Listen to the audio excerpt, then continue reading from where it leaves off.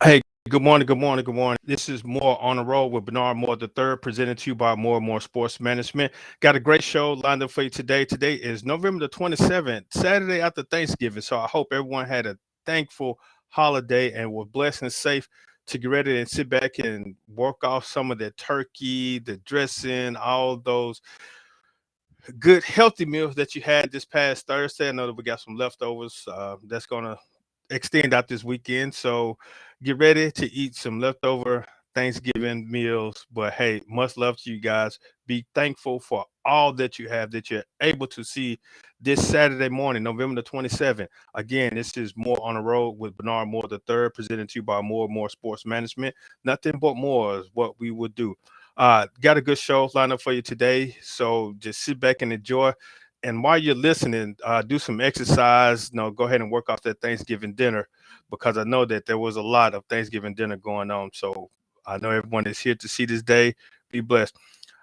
Got a guest on today, a young man that has been doing some outstanding things wherever he went. He has a supporting cast around him from family. He has supporting cast of the administration. Everywhere he has went, he has had supporting cast. So help me introduce, bring on our guest for today, Coach Teddy Kington, who is the athletic director and head football coach at Allen University. How you doing today, Coach? So now I guess Coach can't hear me right now. Can you hear me, Coach? Can you hear me? So I guess Coach done set his headsets down. But I'm just giving a little bio. Coach Kennedy. Coach Kennington is the current head coach, athletic director at Allen University in Carolina. It's a Division II program that is on the rise in a SIAC conference. And I think, I know that they're doing some outstanding things up there. They just finished their season, finished at 4-5 overall record, finished within the conference of the SIAC. They lost the last game to Edward Waters College, 34-51 in Belfwood, South Carolina. Now, some interesting things about Allen University, again up in South Carolina.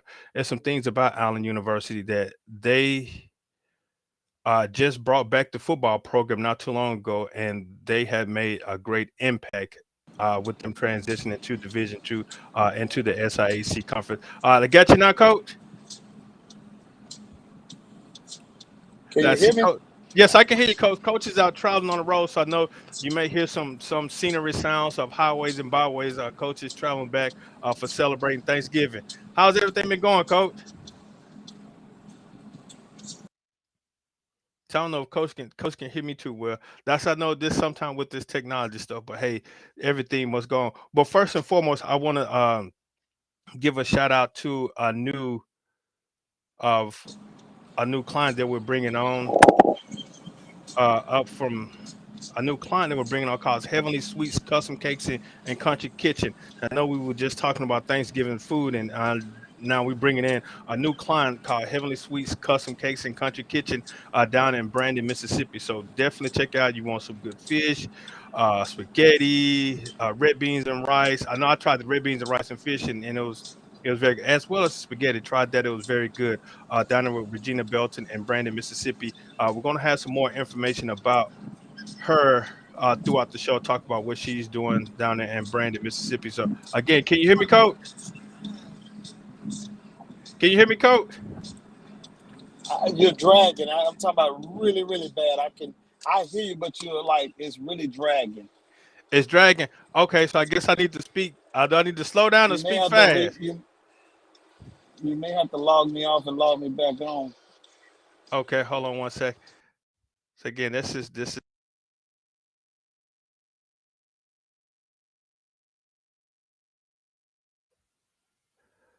test 1 2, test 1 2. So again, this is definitely with this today's technology, but we gotta use it. And we gotta love it. But it's getting us there. So we're gonna try to get everything going on. Can you hear me now, Coach? I can hear you, but you're dragging. I'm talking to you sound like Okay. that. Yeah. Well, excuse me, Coach. Well, Coach, though, how's everything going?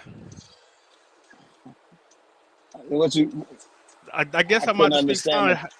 How's everything going with you? No, since the season is over I'm with. I'm gonna log off and log back in. Okay. Let me Okay. see if that works. Okay. Let me see what that works. But well, let's get back to our new client, Heavenly Sweets and Custom Cakes and Country Kitchen. She has a new location, 1911 Highway 471 in Brandon, Mississippi. That's 1911 Highway 471 in Brandon, Mississippi. Definitely, I will go live there this Monday, in which she's having a soft opening this Monday at the new location. So definitely come down and check us out. The new location again is 1911 Highway 471 in Brandon, Mississippi. Soft opening from 5 p.m. to 7 p.m. So definitely come on out and get your lunch. Well, not get your dinner. It's dinner time. Before you ready to go home, make that trip home. Come on by. We have a very short menu, so not a lot to offer because it's a soft opening at a new location at Highway 7471, 1911 Highway 471 in Brandon, Mississippi. Now let's see if we can definitely go ahead and get Coach on now. So I don't know if it's my technology or what. Can you hear me now, Coach? I hear you good now, baby. I hear you good. Awesome. That's better. So that's what today's technology. We just got to give it a try. That's all we gotta do. All right, Coach. Well, now back to what we're talking about. Now, Coach, on with more on the road with Coach Teddy Kington. Excuse me, I'm getting tongue tied.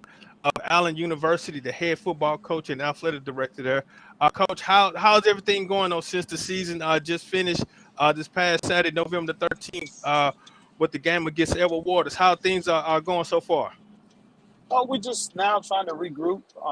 Recruiting. We took a little break here for Thanksgiving, and then we'll be back at it. I'm in Mississippi, driving back from Mississippi now, going to Tuscaloosa.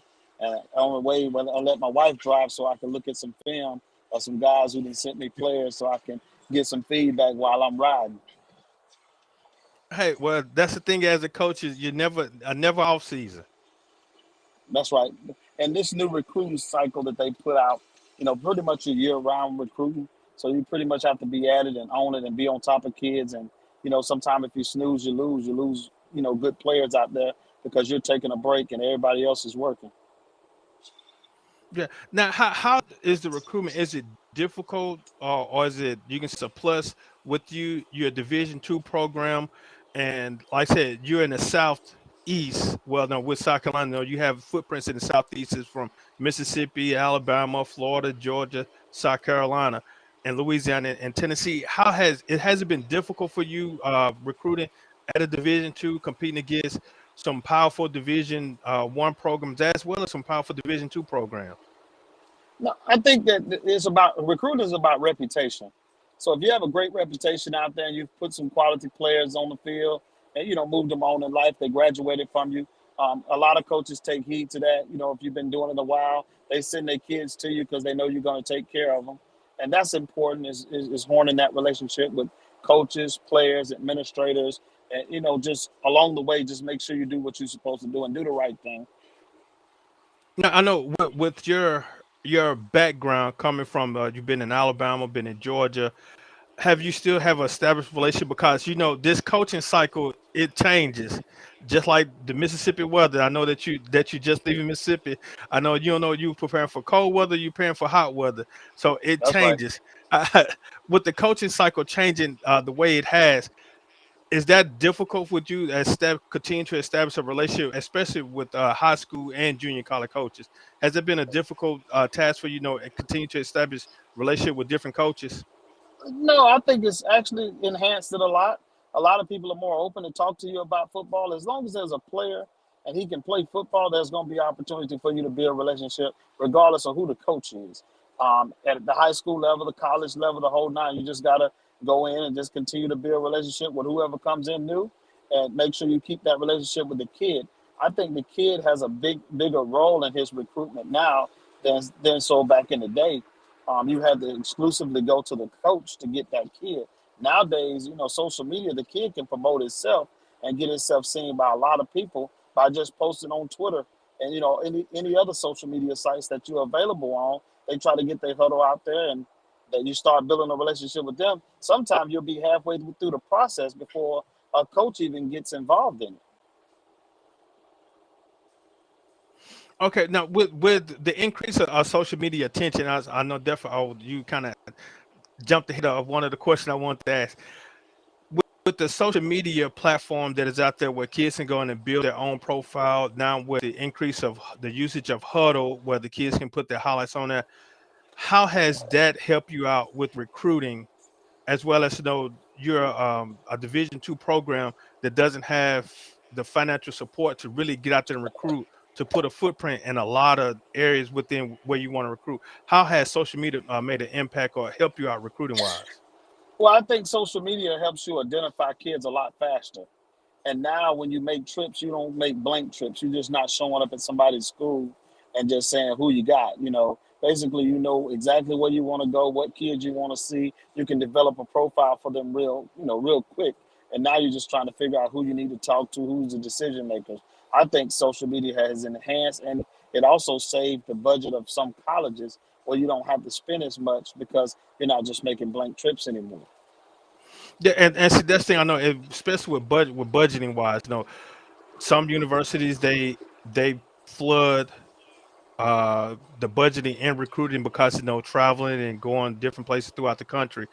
Uh, how has the university supported you in recruiting athletes? Because they have to be students first before they can be athletes. So how has the university helped in recruiting? Because I know they can go out and do more compared to as athletic programs. With the recruiting department at the university, they can go see a kid whenever, basically.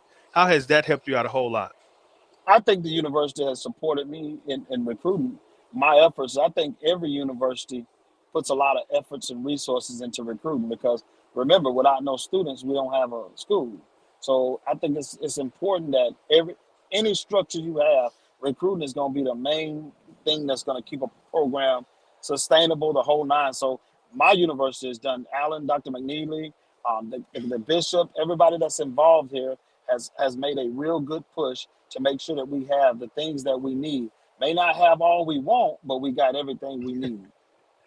That's just like your family. You can say the husband, wife, and the children. The children, they want everything that they see on TV, everything that they see Mhm. everybody else have. But as the parent, you got to tell them, say, that is nice. We want to do nice things for them, but you can't have everything. And I That's know right. with you all just starting the football program back up, this was going into what, third, fourth year, Yep. You're right. and Going in see. fourth year. And see, you want. I know you wanted the big luxury weight room, the big nice facilities, and just glamorous of materialistic items. But right now, like I said, the university is still building itself up. And I know I saw the little clip that you provided to me via YouTube on another podcast of the history of Allen University, of some of the notable alumni. Now, with that being said, how has that helped the university, especially establishing the football program, competing against another HBCU school within South Carolina, as well as other schools within South Carolina? How has that help you in recruiting wise? In all actuality, so So I know we having some exciting things. How has that notification help you out in what's that? hello, Yes, can you hello. hear me? Yes, I can hear you, Coach. I said, So, yeah, so most of the time, those guys do a really good job of the older folks, the church people, everybody that's involved in Allen University, what we're doing at Allen University. I am so impressed with the efforts that they make to try to make sure we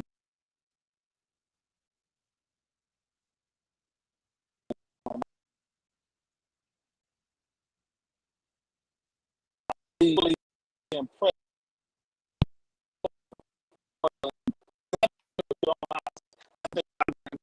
The bishop and the administration have done a tremendous job at doing what they do at Allen University special. now I know I said it was founded back in 1870, up under founded by I said AME Church, the African Methodist Episcopal Church. That's How correct. has I know when? I know when individuals, I'm just speaking just out of general terms. When individuals, especially some young student athletes, they look at this is was founded by a church. I don't want to go to a school that was founded by a church. Has that had any difficulty, no, in recruiting or selling the university to any student athletes? No, I think Allen has his own interest people that attend Allen, and most of your small historical colleges, especially HBCUs, affiliation. So they keep the church and state separated. It's still a college. It's still, they do what they do. They still have some of the morals and values of the church, but they know that the church and state has to be separated. Yeah. Now I'm taking a look at your roster this previous season, and again looking at the footprints of I know from your background, from Georgia, from Alabama, from Florida. So you got a young man from Ohio. How has that helped you out recruiting? Like I said, with your footprint throughout the South, and you have some other student athletes from other states. Have they helped you out recruiting with us? Say, hey man, no, this is a good university. Come on down here and join me. We can help make difference down here instead of going to the big universities, and sometimes you can get lost in the shuffle. How has Well, the current student athletes help you out? what you do is now you develop you have to go back and do the data analysis of the college. So what you do is you figure out where they bring their students from. Also, you got to factor in travel. North Carolina is a great spot that's close enough that they can get there and go back home. Same thing with Atlanta, Georgia. It's 3 hours away. It's close enough for them to get there and to get back home.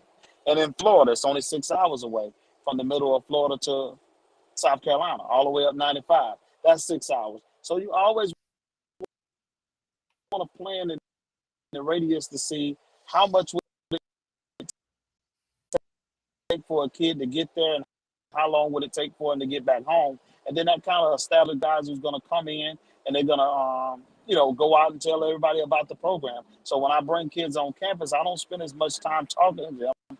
I let them talk to the people who play for me because those are the people who make great, they're the best billboards you can say. Who else can talk about Teddy Keaton other than me? Yeah, and that was I know. See, you like you just stated, you gave the emphasis you're a walking billboard. So how much apparel do you have with Allen University on where you're everywhere you go, especially through South Carolina? I know you definitely walk around with a lot of it on because you're promoting the university.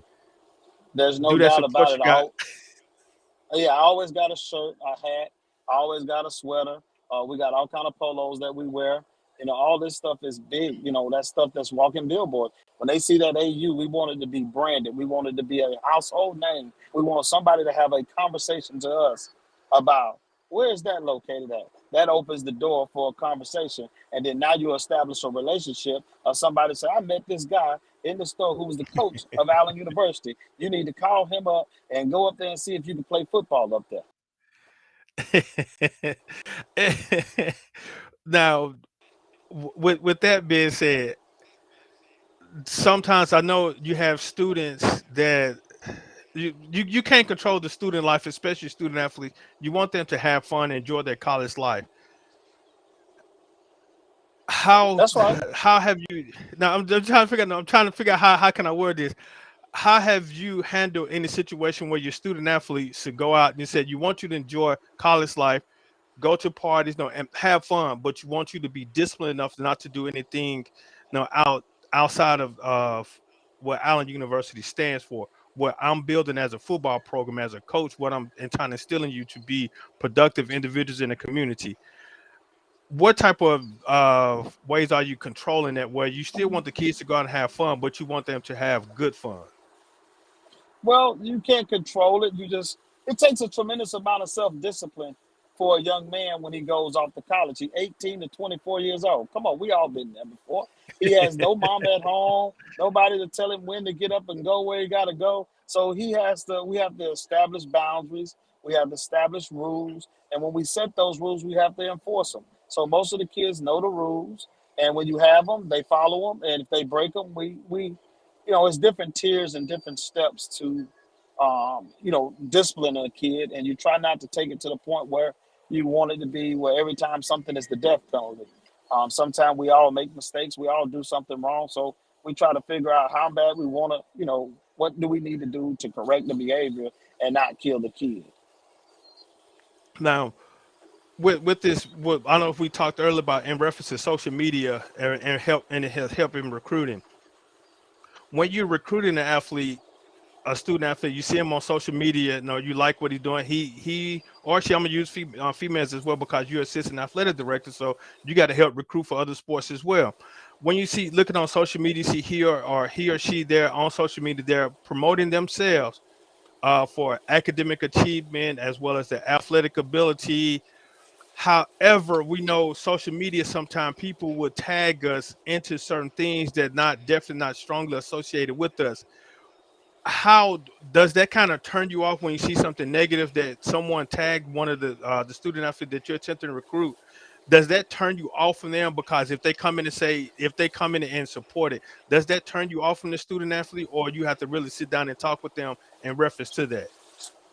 You got to talk to them. Like I said, they 18 and 24 years. At that time, they 14. They probably started in social media at 14, 15, 16 years old, and they don't understand the importance of what you tweet out, what you put there, what you tag yourself to. So you get to know the kid, and then eventually, if you stroll long enough, you'll start finding people with mutual connections. And all you got to do now is start reaching out to the janitor and everybody else that you can get in touch with and find out what type of person he really is. I tell people social media is not who a person really is. It's like the first representation. It's a highlight reel. Nobody gets on there and posts negative things about him. So I need to know the things that may be detrimental to my program. Is he lazy? Does he have good character? Will he go to class? Am I going to have to spend the whole day chasing him to do what he need to do? A lot of people, I tell them all the time in my recruiting spiel, we don't go to college just to play football. If you choose this college just to play football, then you're making a deadly mistake. Because if you're just playing football and it don't go the way you want it to go, then you're going to drain. Yeah. So we try to make sure we help focus them on selling them on the fact about the education process. The English they teach at Allen is the same English you get at Jackson State, South Carolina, Alabama, or Florida. It's all by the Department of Education. So it's all been approved before you get there. It's about what you can take away from there and what you can add to the table. And some environments people can fit in, some environments some can't fit in. Sometimes the social life of college kills a kid quicker than the academic part because the bigger the college is, the bigger the social life is, the bigger more things are going on, the chances and opportunities for a kid not to go to school. And with that, no, how can you sell Allen compared to South Carolina State, Benedict College, or the Gamecocks, or for them even to going to University of Georgia? It's a good kid, a good student athlete. They want to play sports. They love Allen University or what you presented to them, but they take a visit. They like the community environment, but then they go to the University of South Carolina. Look like, man, no, this is fun. What's the difference you can sell to that student That athlete as well as their parent? Because academically, this is now how you can you go ahead. sell that. When I look at those grades and I look at if he was struggling in high school, Allen's classroom is probably about 24 people in there. And that's sometimes some kids will do better in a smaller setting than they do in a larger. So, if we get Uh-huh. impressed by shiny things all the time, I think that they'll be making a big mistake. And I'll tell them all the time. Anybody that knows me, you would have to talk, like I say, the players I recruit. They all say Coach Kington is probably brutally blunt, probably the most honest that you'll get. And he's going to tell you everything you need to know. And I'm never going to talk bad about another institution, regardless if I hate that institution, if it's the one across the street that, some people think we just hate. And I don't hate them. It's just a rival that's been amongst the fans more than it is the coaches and the players. We want to educate young black men, any man for that purpose, on the game of football and the game of life. And I think Allen provides an intimate setting that allows you to be able to matriculate along the way without being smothered by the outside world. And two with that, and I know each university, like I said, is competing for students. and to help the enrollment, to help with financial gain and stuff. Like I said, the more students, the more financial gain that you can have, the more things that you can do for the university. Now, like you stated, you don't want to try to down any other university. You definitely like to continue to see our youth to continue their education. Now, you got a student athlete right there on the borderline saying, "I want to go to Allen, but I still want to go to this other school. I'm still torn in between." Would you encourage them to just continue to their education because you gave them your spiel? Like you said, you sold Allen University to them, but they still in the borderline. What other words can you say to help them just continue their education, not just to say, "Hey, just don't go to school." Period. No, I'm always going to encourage the education process, and I tell them all the time. I've been in higher education now 21 years, and I am a component of it. I know what it can do for your life, and like I tell them, I won't promise anybody that a degree will get you a job because that's not necessarily true.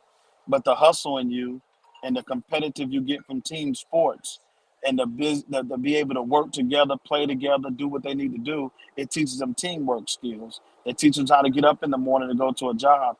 If anybody that played a sport, they know that there's a routine that you have to develop in order for you to be successful. And I think that's what makes them competitive when they go out into the workforce and be able to find a job, because I know I got to be better. There's a 10 million people with a bachelor's degree. What separates me? The same thing I tell people about Allen. I want who want me. Whoever want me, I want them. Force you to come, because if you try to lie and force people to do stuff, you'll be continually trying to nurture that relationship institution, and it opens it for you to be able to transfer. World being like it is now, kids can get somewhere and don't like the way the water tastes, or don't like the way the food in the cafeteria is. But you got to understand, it's mass cooking. You please everybody. So you go on this everywhere you go at every institution.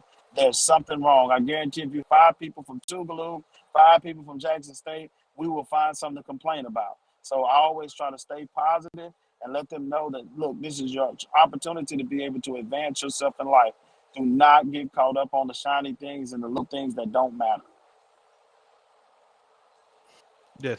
Again, this is more on the road with Bernard Moore the third, presented to you by More and More Sports Management. Talking to Coach Teddy Kington, Allen University head football coach, assistant AD. Coach, now we said now I've traveled to a lot of different universities and visited a lot of cafeterias. I still say I haven't run up on one that I dislike with the cafeteria wise. So, Coach, I don't know what you're saying about the food now. Cause them cafeteria workers can cook now. I haven't ran up on one yet I that I tell you didn't what, like. it's the difference between me and you. We appreciate the food. Some of these kids want pizza and hot dogs and everything else every day. And then, that's another thing that at HBCUs, we feed them well now. And the training table has to change so they could, lose weight or gain weight. And you work diligently. I love my cafeteria. Miss Moore does a great job at Pioneer. Shout out to her for the things that she brings to the table. If I tell her we need baked chicken, green beans, and this other stuff, she makes sure that there's plenty out there. She ordered the chocolate milk, got all the fruit, everything that they need to help maintain whatever it is they need to be able to do to sustain play football. Yeah, and I'm glad you said that. Now, again, I have two young men that I take them around to different universities and colleges to see how things are, as well as with me traveling around to different schools with my line of work. Some of the major universities they have protein tables for student athletes. I woke up a little late, don't have time to go get breakfast, so I need to grab something. How do you think that would benefit your student athletes as well, compared to how you look at some of the major big universities, how their student athletes, they're slim, muscular, nice looking shapes, compared to some of the lower universities, they don't have that financial need support. They say, well, hey, well, we can provide them proper nutrition because we know we wake up late sometimes. We forget breakfast or forget lunch, or we got a test or a meeting I need to get to. I'm gonna swing by here, grab a protein shake or a bar, and I'm gone. Do you think that will benefit, especially Division II programs or programs along your line of study? Do you think that will benefit them as well? Oh, oh, ain't no doubt. We have that. We have proteins. We provide protein shakes for them. We provide protein bars. We practice early in the morning, so most time they can't eat breakfast before they come. So we're gonna have all kind of Nutri-Grain bars and everything sitting out on the table. So we discussed about possibly making sandwiches, for them ready for in the morning. I think my conditioning coach and my training staff are probably top notch in the country. They really worked hard, and we really go by the science and the data, the stuff we provide for halftime with um, Powerade stuff and all kind of things. Right now, I'm sitting here in my car eating the Gatorade chews that we put out for those guys. I think we have a lot of things that until you go, depends on who leading them. If you stay in the know and you stay up on the training room things that Uh-huh. they feel that enhance performances, you always know what you need to have. And like I said, I can't talk about my boss and my university. I think they have done a great job of helping me, get our kids bigger, faster, and stronger by providing the proper nutrition along with the weight rooms that we need to have and the training room that we need to have in order for us to be successful. Yeah, and don't you think that that plays a major part, especially against certain opponents? Now, I'm gonna think of I don't care who you line up in front of me. This is just my personal opinion as been a former coach as well. This is my opinion. I don't care who you line up in front of me. I'm gonna give them all I have. Mentally, some of our student athletes say we're gonna use Allen. Well, I'm not gonna use Allen. We're gonna use um college X. There are a NIA program now, and then they're going to face against a Division II program, a top-notch Division II program. I can't think of one that won the national championship not too long ago. Valdosta. They're facing them mentally. The yes, Valdosta. Now, mentally, um, University X is already defeated because I'm going to go against the Division II national championship. But guess what? I played against some of those same guys in high school. I beat them. I just chose University X over Valdosta because of personal reason. I felt comfortable. I felt more loved by their program. I felt more supported by them. So I want to go to University X and play football. But mentally, they've already defeated. How can you handle your athletes again? Though football is football. Play between the lines, play between the whistles. How did you motivate your players? If you're playing against, as I say, a higher opponent division wise, how do you motivate your players to say, "Hey, let's go play"? Eliminate the competition factor. And we talk about this here. You don't play against um, opponents. You play against yourself. How good do you want to be? How well Yeah, do you prepare yourself? How well? Then there's a difference when you get on the field and there's a player that's just better than the players you got. That's a difference. But when you go out and you lack, not coach well, and you're doing that's all on preparation on coaches, players, the whole nine. So my goal has always been to work on yourself, get yourself better. When you ready, you'll go out and play. You'll execute. They put their pants on just like you do. There's nothing about them. I think some of that intimidation factor is a mental thing, and I think a lot of times kids have to have some what we call mental toughness. So we work on more mental conditioning things than a lot of other people would probably spend a lot of time on. Because when you're a new program, you already know you're the underdog, and everybody's going to walk in the mindset, oh, we're going to beat the brakes off of them, which happened this year. People thought that they were just going to be able to come in and bully us. And then you looked up and we was at 500 in our program, and it's all because of the mental toughness that we teach. The middle part of it, like we play the next play, we keep fighting. We don't talk about, we can be down by 21. It don't matter. We're going to continue to play because there's a lot of things that can happen in a game, which we proved against. We was playing Livingstone, and Livingstone was beating us by 2 touchdowns. We scored 8 points in 1 second. 8 points in 1 second to pull off a victory that we probably, they thought they had it in the bag. But there we go again, that mental toughness, that toughness that we talk about when we talk about playing the next play and you playing against you. Don't go out and mentally defeat yourself and don't let adversity take the best of you. Just play the next play. And that's the same way we try to teach them in life. Life is the same way. You ain't never. I'm not going against Mr. Moore. I'm going against Teddy Keaton. How good do Teddy Keaton want to be? I don't compare myself to Mr. Moore. because my walk is different than Mr. Moore walk is. So how can I be better as an individual so I can help the team collectively be great? And that's what each individual has to take that responsibility. It's a choice when you go to the weight room, when you go to practice, how you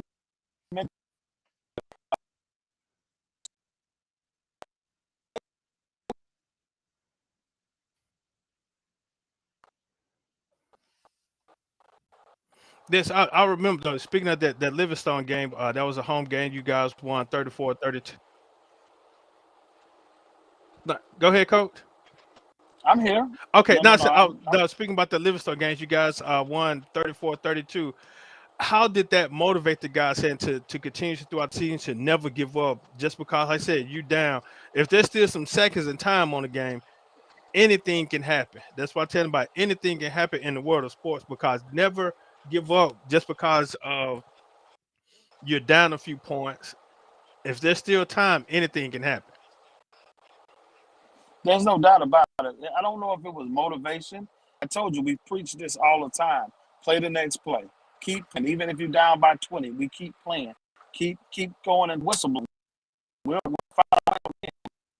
And I think my kids got into the philosophy and past that when I first started, they looking at Coach, he don't know what he's talking about. We going out here. I'm just playing for myself. Probably the biggest problem with today's youth is that a lot are so individualized that there was a clip on any Sunday that one day I'm gonna find it and clipped up about how African American kids were raised. They wasn't raised to be support players. They was raised to be the best. Be the best. We want you to be the star. Sometimes if a kid come home, he was talked about because he was just a role player. He didn't shoot no points, or he didn't make no baskets, or he didn't score no touchdowns. But there's a everybody can't be the leader. So we try to identify who the leaders are, and we encourage guys to be players. It may not be in feelings, but you make a play when that time comes. When it's time to make a play. So we kids nowadays that spend a lot of times in their feelings because it's not.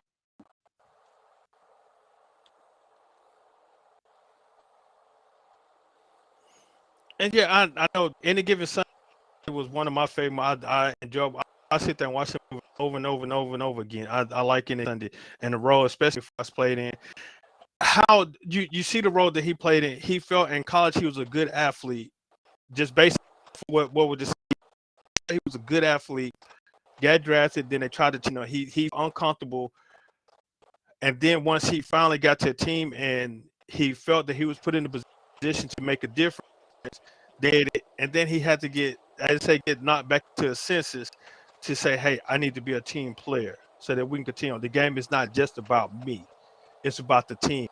How do you handle players like that? You got your 4 or 5-star student athletes. Hey, I'm being recruited by the biggest, I'm being recruited by Alabama, Ohio State, Cincinnati, Oregon. These are some of the teams that are going into the college playoff. But you get there and you feel like, man, this is not for me. I want to transfer. I need one where I can feel like I can be the man.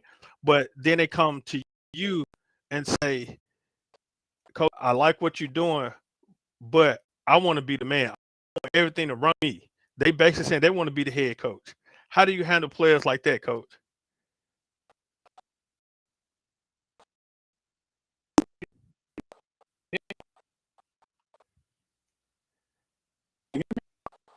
Yes, I can hear you.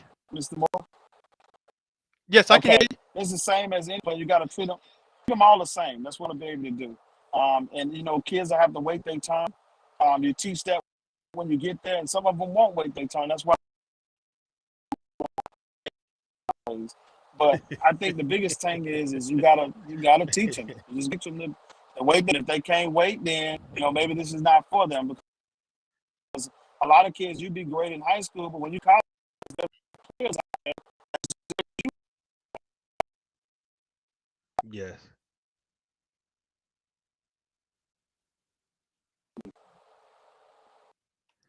And see and how I know with the transfer portal, has that benefited you all, or is it how has the transfer portal helped you as a coach at Allen University? This is my first time gonna be using it. I'm gonna use it this year a little bit and see. But I always know.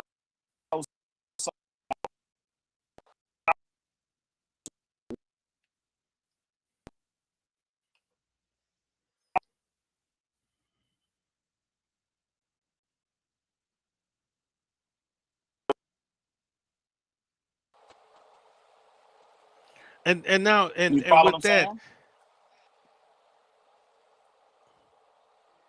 no, I'm just like said, no, like you when certain kids get to certain universities, they feel like it's not for them, but then they have to be re-recruited back into the port. Well, you said they had to go back through the recruiting process again. That's correct. With the recruiting, I said I don't know too much about I don't know about the recruiting portal, so I'm not going to really speak up on it. How is that? Is it the same way the recruiting portal? They give you their contact information, you contact them, say hey, we're interested in you, we see that you're looking, or they go in and just start selecting universities. Hey, this is where I want to go. They start contacting university. How does that go? Most of the time they'll contact the university. We'll look in it, but most time those who want to be interested and want to play, like last night, I got probably 7 guys that's transferred from different various schools. Um, they want, they sent me their tape and stuff, so I'm looking at it and see how they fit with me. But like I told you, there's a conversation that has to be had that I got to hear some things to let me understand why you want to transfer. Because if you transferring because I didn't get to play, then obviously it's going to be an issue here too. Because remember, there's 11 players here that's already playing on both sides of the ball and maybe on special teams. So unless you're that great and you can come in and shut one of those people down, then the chances of you playing are pretty much slim to none. And then the kids have to understand there's a process to this. You got 4 to 5 years of guys, with this COVID thing came into play. It really hurt some of the high school kids' chances to come in and play because you kept a lot of players on your roster that would have normally been matriculated on, but now they still there. Yeah. So you had to make room for those guys. And now the high school kid kind of got left in the, behind the dust, which is making it difficult for them and not being able. Imagine you going out and playing almost every snap when you was in high school, then you get to college and you don't play at all. How you think that make kid feel? So the mental part of it that hurts him because he's been used to playing every snap, and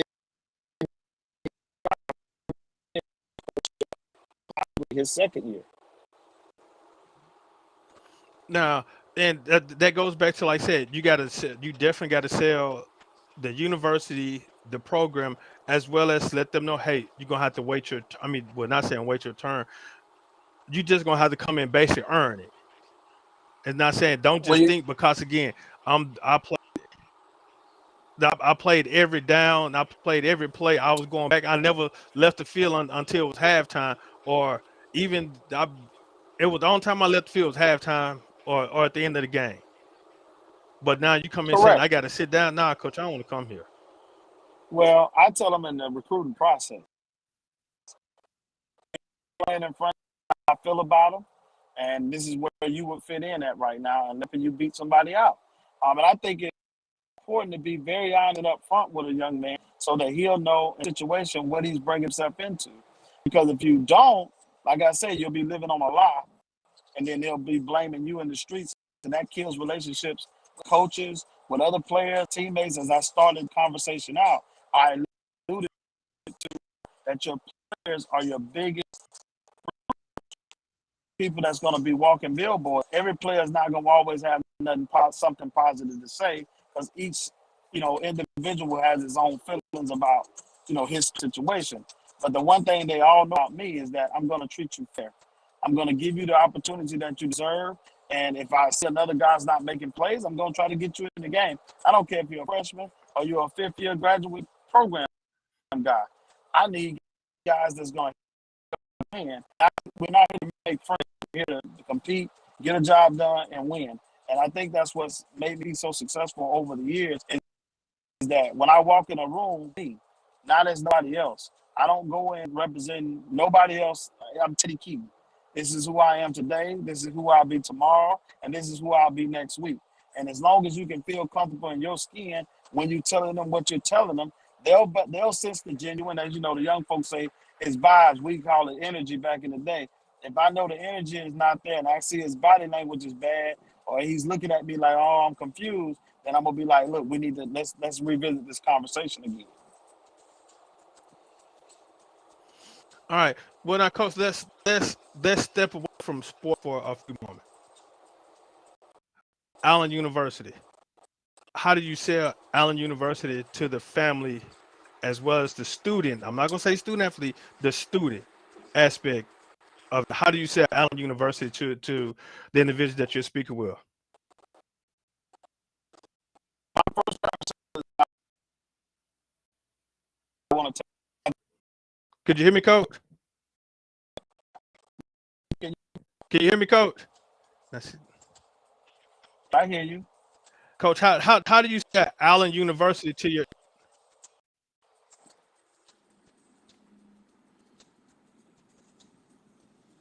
Hello? Okay. Yes, I'm saying no. How do you sell Allen University to the family, to the students that you're with? Well, it's important that like I said, we tell them about what they want to major in. After they get there, we go in and they look around the college and they see the residence halls. They see everything that they like. If they like it, they like it. I don't get into no pictures, nothing branded. I'm just saying this is how it's or whatever I'm doing. And I distinguish I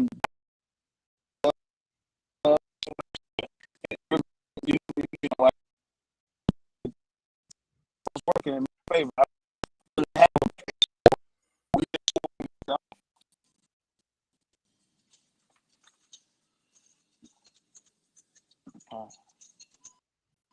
right, all you got to do. Well, coach, Hello? I know. Like I said, yeah. Just a second. Can you hear me, coach? I hear you. Well, coach, I know that you're out traveling. Okay, yeah, I know that you're out traveling and enjoying this family time. Um, I just want to say thank you, man. Appreciate your time for joining me this Saturday. I know that you got some travel time ahead of you because I know you don't want the missus completely doing all the driving. I know she want to sit over there and relax just like how you are. But I know, like I said, coaching never stops. You're still working. You're watching film on some recruit information. What's you go ahead and establish the championship teams up there at Allen University. Just like the slogan, keep the championship. That's that guy, Coach Teddy Kington. That's Because you right. have a championship, you have championship bred in you from where you came from through your professions, through your college, through high school, through your relationships, and through your mentoring the young man that you're recruiting. Because see, I follow you on social media, coach. I see all the guys that you're bringing to the campus and how you provide them encouraging words, and then as well as the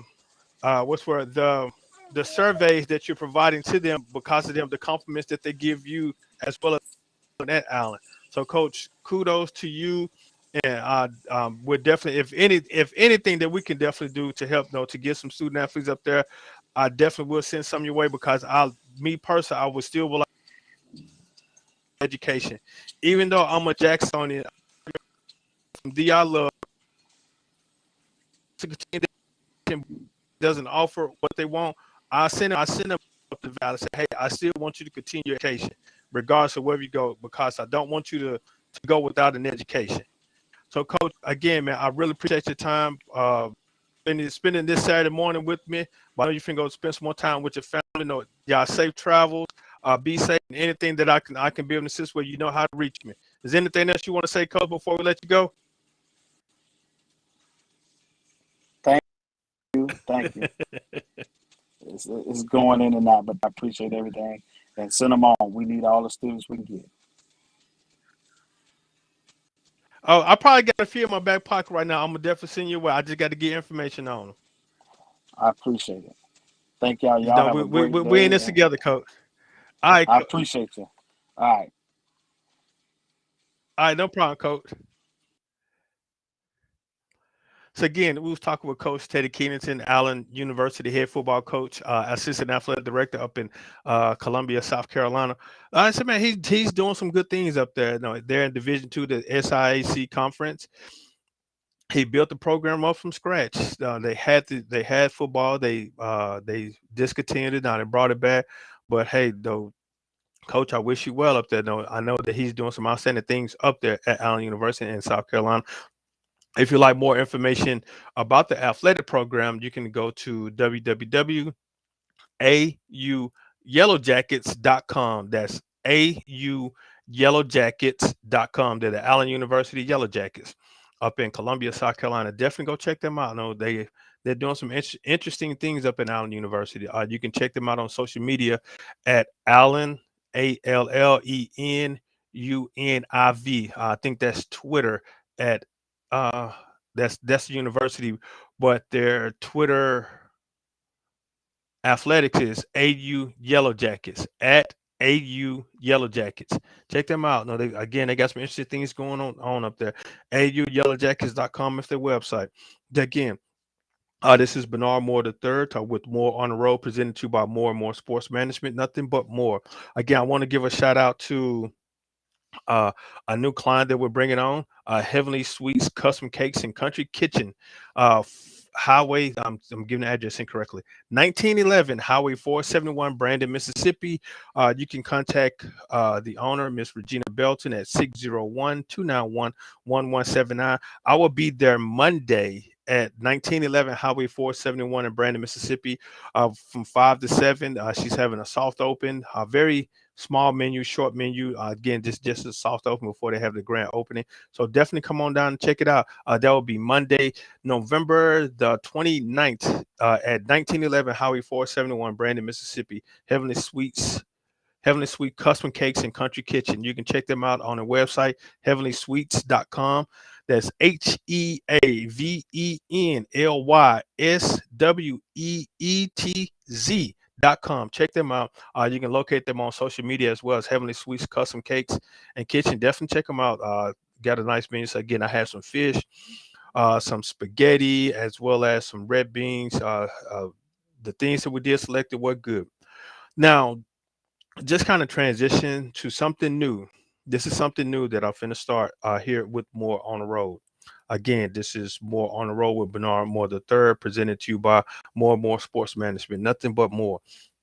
I'm gonna give you it's a new episode, new section that I will give to you at the end of the show called the More Moment. The More Moment is just a way of providing inspirational words to individuals that are out looking, that are listening, that are attempting to do things in their life, but they still kind of question it. Never allow anyone to tell you what you cannot do. The only thing that you cannot do is what you don't do. Individuals can say that I want to do this, I want to do that. If you say it, you must have the dream and the ambition to do it. So definitely go out and do what you say that you want to do. Don't hesitate about it. Pray about it. Ask God to confirm it, because God instills in us birth of different dreams. It's not by it's not by just something just thrown into my lap for me to start this program. This was something that was birthed in me. This is something that was instilled in me, and this is something that I prayed to ask God to align me up and to lead me into the direction you want me to go. Because of the tutelage that I've had, the training that I received, the inspiration that I received from other individuals doing it, that I see. So I wanted to do something on my own as well, along with a good friend of mine, Roger, good friend of mine, so Larry Nix, the late Roger Lamb, and my good friend Ben Martin. We call him the Beef. Excuse me, I didn't mean to say the government name, the Beef. They've instilled in me, still going through a lot of training of how to operate things like this, but I'm still learning. So if you have a dream in you, go ahead and give birth to it. Pray about it. Seek guidance, seek understanding, and what tools do you need to get that, to have that dream accomplished. Again, this is Bernard Moore III with the More Moment on More on the Road, presented to you by More and More Sports Management. I really appreciate you guys' time. Again, I will I will go live Monday, which is November the 29th. I will be at 1911 Highway 471, Brandon, Mississippi, at Heavenly Sweets. Heavenly Sweets Custom Cakes and Country Kitchen, going live with the new client down there, help promote her business. Definitely come on out and support. Again, they got some good fish, so I'm gonna have some fish and some red beans. I'm not sure. Hopefully, she has that on a menu because she's having a soft open, so she may not have anything that big. But once she open, I'm definitely gonna give me some red beans and rice and some of that spaghetti as well as some fish. But I know I'm gonna give me some fish Monday. So come on out to Highway 471.